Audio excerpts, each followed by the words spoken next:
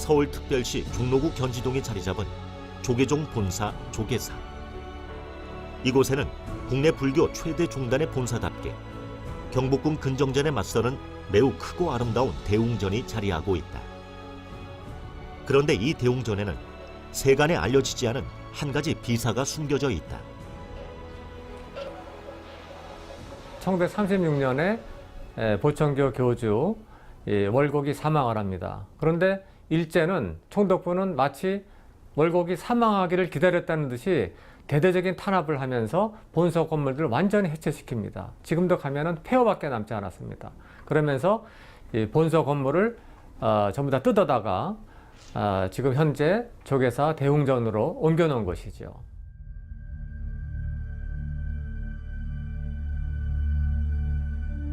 엄청난 교세 확장을 통해 일제의 패망과 새로운 국가의 탄생을 예고하며 조선 민중의 독립 의지를 집중시켰던 보청교.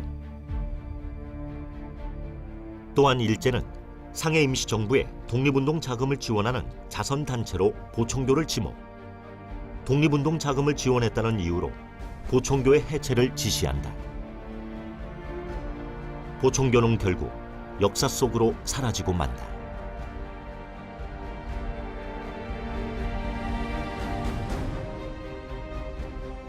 일제강점기 정업을 중심으로 전국적인 독립자금을 모금했던 보청교 개창자 월곡 차경석. 그는 한때 거대한 규모의 신도를 거느린 조선 민족 종교의 거두였다. 결국 수백만에 달하던 보청교인은 일제의 탄압을 피해 지하로 숨어들었고 일제에 의해 유사종교, 사이비 종교라는 누명을 쓴 채 대한민국 역사에서 종족을 감추게 되었다. 전라북도 정읍시 대흥리. 이곳은 일제 치하 수백만 명의 신도를 거느렸던 민족 종교 보청교의 중심지였다.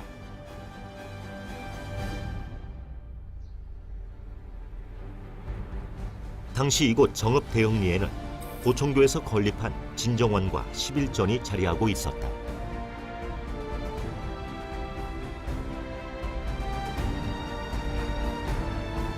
아직도 남아있는 진정원의 주춧돌과 외벽들이 당시의 거대한 규모를 예측할 수 있게 해준다.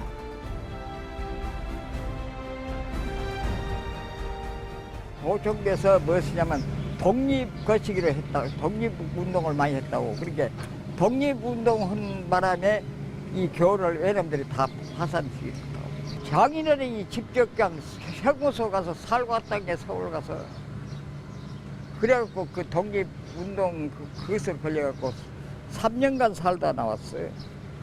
그리고 이 11전이 뭐 이 안에가 집이 꽉 들어차고 이 바닥은 전부 옥돌로 다 깔았다고. 이 느린 데를 이 빽 들어가면서 이 하여튼 한 5천 평이 넘는다 이 부분이. 말도 뭐 조선 한국 13도 사람 다 했지. 저 한영도 편도 사람 그냥 다 했지. 그 크기와 규모 면에서 경복궁의 근정전과 비견됐을 만큼 실로 보청교의 진정원과 11전의 풍모는 대단한 것이었다.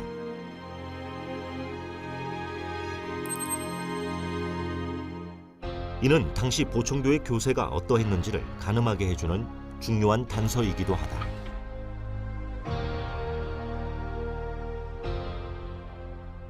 당시 보청교 교세가 작게 보면 100만, 크게 보면은 600만 혹은 700만이라는 얘기가 있는데 지금 미국의 밀러 영사의 보고서에 보면은 600만까지 추정한다라는 내용이 있습니다. 그러면 엄청나게 많은 그 당시 조선 민중들이 보청교에 몰입했고 열광했다는 이유인데 그 보청교에 이렇게 인기가 많았던 이유는 월곡 차경석이 독립을 할 수 있다는 희망을 불어넣어 준 것. 그 다음에 그 당시 전라북도 지역에서 오랫동안 축적되어 온 후천 성경에 대한 비전을 명확하게 제시했다는 점에서 민중들이 보청교에 몰입하고 집중하지 않았는가라는 생각이 듭니다.